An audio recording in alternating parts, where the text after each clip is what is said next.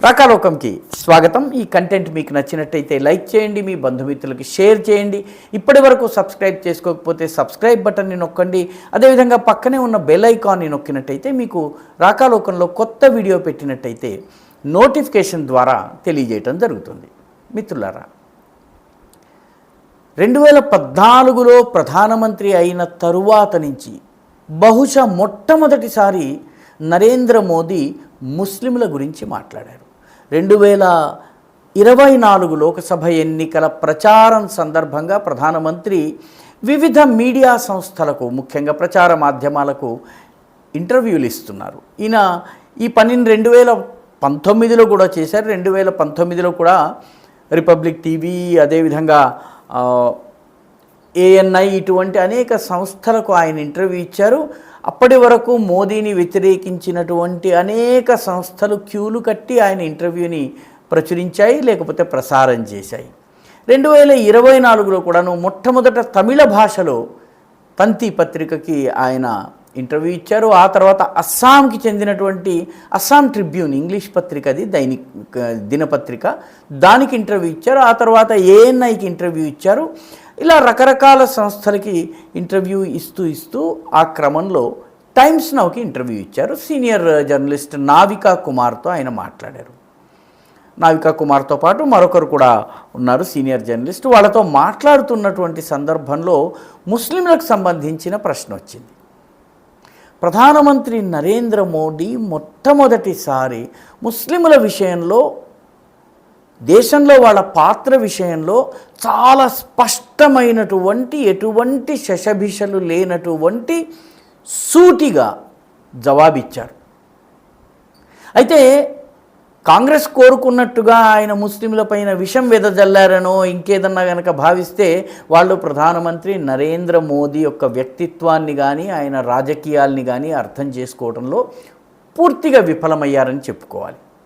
ప్రధానమంత్రి నరేంద్ర మోదీ ముస్లిం సమాజానికి, ముఖ్యంగా ముస్లిం సమాజంలో ఉన్నటువంటి విద్యాధిక వర్గానికి, బాగా మంచి చదువుకున్నటువంటి మంచి పొజిషన్లో ఉన్నటువంటి ముస్లిములకు ముస్లిం సమాజానికి సంబంధించిన భవిష్యత్తు గురించి ఆలోచించమని, ఆత్మావలోకనం చేయమని, అంతర్వీక్షణం చేయమని, ఇంట్రాస్పెక్ట్ చేయమని చెప్పారు. మీకు సంబంధించినటువంటి సమాజం గురించి మీరే ఆత్మావలోకనం చేసుకోండి అని చెబుతూ ఈ దేశ రాజకీయాలలో, ఈ దేశపు సమాజంలో వాళ్ళ పాత్ర విషయంలో ఏం చేయాలి అన్నది ఆలోచించమని చెప్పారు. మరొక విషయం చాలా స్పష్టంగా చెప్పారు. మీరు ముస్లిం ఓట్ల ద్వారా, ముస్లిం రాజకీయాల ద్వారా ఈ దేశంలో ఎవరిని కావాలంటే వాళ్ళను అధికారంలోకి ఎక్కించగలము, ఎవరిని కావాలంటే వాళ్ళని అధికారంలోంచి తొలగించగలము అని గనక భావిస్తే మీరు మీ తరువాతి తరాలకు అన్యాయం చేసిన వారవుతారు. అంటే ముస్లిముగా ఈ దేశ రాజకీయాలను మీరు శాసించకూడదు, శాసించరాదు, అదేవిధంగా శాసించలేరు. భారతీయులుగా మీరు చేయవచ్చును, కానీ ముస్లిములుగా మీరు మేము వేరు, మా గుప్పెడు ఓట్లతో మేము ఈ రాజకీయాలని ప్రభావితం చేస్తామన్నట్టయితే తరువాతి తరాలకు అన్యాయం చేసిన వారు అవుతారని చాలా స్పష్టంగా చెప్పారు. బీజేపీ ముస్లింలను ఎలా డీల్ చేస్తుందన్నటువంటి చర్చ సహజంగా వచ్చింది. దానికి ప్రధానమంత్రి 2002 తరువాత గుజరాత్లో అల్లర్లు లేవన్నటువంటి సంగతిని ఆయన చెప్పారు.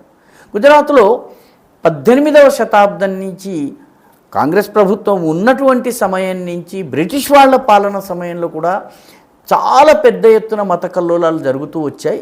గుజరాత్కి ఒక మత కల్లోలాల చరిత్ర ఉంది. కానీ 2002 తరువాత ఈ దేశంలో, గుజరాత్లో ముఖ్యంగా మత కల్లోలాలు లేవు, ఒక్క సంఘటన కూడా జరగలేదని ప్రధానమంత్రి స్పష్టంగా చెప్పారు. ఇది ముస్లింలు గమనించాలి అని చెప్పి ఆయన చెబుతూ, గత ప్రభుత్వాలు నిజానికి ముస్లింలకి ఏ మేరకు మేలు చేశాయి, ఎటువంటి సదుపాయాలను ఇచ్చాయి, కేవలము ఓటు బ్యాంకు రాజకీయాలు చేశాయే తప్ప ఏ రకంగా కూడాను ఆ వర్గాలను పైకి తెచ్చేటటువంటి దిశగా, వాళ్ళ పరిస్థితుల్ని చక్కదిద్దే దిశగా ఏమీ చేయలేదన్నటువంటి మాటను చాలా నిర్మోహమాటంగా చెప్పారు ప్రధానమంత్రి. అంతేకాకుండా ఎవరు అధికారంలో ఉంటారు, ఎవరిని తొలగించాలి, ఇటువంటి విషయాల కన్నా కూడాను అసలు ఈ దేశంలో ఉన్నటువంటి అతిపెద్ద పార్టీ అయినటువంటి బీజేపీతో ముందు ఎంగేజ్ చేయటం, బీజేపీతో చర్చ జరపడం, బీజేపీ నాయకులతోటి కలవడము, వాళ్ళతో మాట్లాడటము చేయాలని చెప్పి ప్రధానమంత్రి సూచించారు. చాలామందికి తెలియదు, 2002 గుజరాత్ అల్లర్ల తరువాత కొందరు ముస్లింలు మోదీని చాలా తీవ్రంగా వ్యతిరేకించారు. గుజరాత్కి చెందినటువంటి జఫర్ సరేష్వాలా అనేటటువంటి నాయకుడు, ఆ తర్వాత ఆయనను మాట్లాడటానికి ఆహ్వానించిన తర్వాత కొద్ది గంటల సేపు మాట్లాడుకున్న తర్వాత సరేష్వాలా మోదీ విజన్ కానీ ముస్లింల గురించి ఆయన అభిప్రాయాలు కానీ విన్న తర్వాత చాలా తీవ్రంగా ప్రభావితులయ్యారు. ఆయన మోదీకి ముస్లిం సమాజంలో మోదీ పట్ల ఉన్నటువంటి అపోహలను తొలగించే పనిని అప్పటి నుంచి చేపట్టారు. ఇప్పుడు ఆయన మౌలానా అబుల్ కలాం ఆజాద్ ఉర్దూ యూనివర్సిటీకి ఛాన్సలర్గా ఉన్నారు జఫర్ సరేష్వాలా. ఈ రకమైనటువంటి ఎంగేజ్ చేయాలి, మీరు ఒక 50 మంది 100 మంది వచ్చి బీజేపీ కార్యక్రమం పైన పెద్ద ఎత్తున బీజేపీ పార్టీ ఆఫీస్కి రండి, చర్చించండి అని చెప్పి ప్రధానమంత్రి పిలుపునిచ్చారు. ఈ సమాజంలో ఉన్నటువంటి ముస్లిం నేతలు కానీ ముస్లిం విద్యార్థికులకు ప్రధానమంత్రి ఇంకో సలహా ఇచ్చారు. ఈరోజు ప్రపంచంలోని ఇస్లామిక్ దేశాలన్నీ ఒక దిశగా వెళ్తున్నాయి. భారతదేశంతో ఎంగేజ్ చేయడానికి, భారతదేశంతో కలిసి రావడానికి ఆసక్తి చూపిస్తున్నాయి, మోదీని గౌరవిస్తున్నాయి. మోదీని మాత్రమే కాదు, ఈ 140 కోట్ల భారతీయులకు ప్రతీకగా ఉన్నటువంటి ప్రధానమంత్రిని గౌరవిస్తున్నాయి.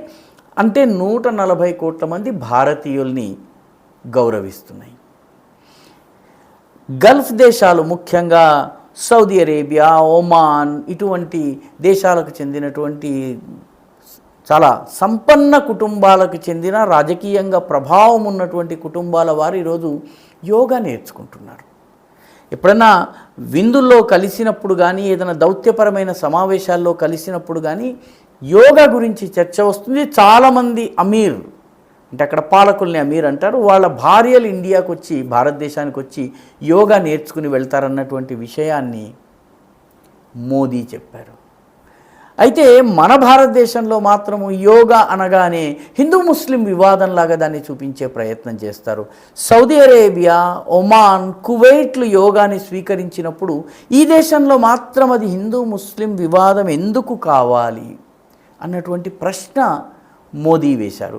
ఒక రకంగా కాంగ్రెస్ పార్టీ మైనారిటీలకు సంబంధించి చెప్పేటటువంటి మాటలను చూస్తే మైనారిటీలతో పాటు ఎస్సీ, ఎస్టీ, బీసీ వీళ్ళన్నింటినీ కూడా కలిపేసేసి ఒక వర్గంగా చూపించి మిగతా వాళ్ళందరూ హిందూ సమాజం నుంచి వేరు అన్నటువంటి ఒక భావాన్ని సృష్టించే ప్రయత్నం చేస్తుండగా, మోదీ ఈ దేశంలో ఉన్నటువంటి ముస్లింలు కూడా భారతీయులే కాబట్టి భారతదేశంతో వాళ్ళు ఎంగేజ్ చేయటం నేర్చుకోవాలి, వేర్పాటువాద రాజకీయాల వల్ల ఎలాంటి ప్రయోజనం ఉండదు, వారు నష్టపోతారన్నటువంటి విషయాన్ని చాలా సూటిగా, చాలా స్పష్టంగా నరేంద్ర మోదీ చెప్పారు.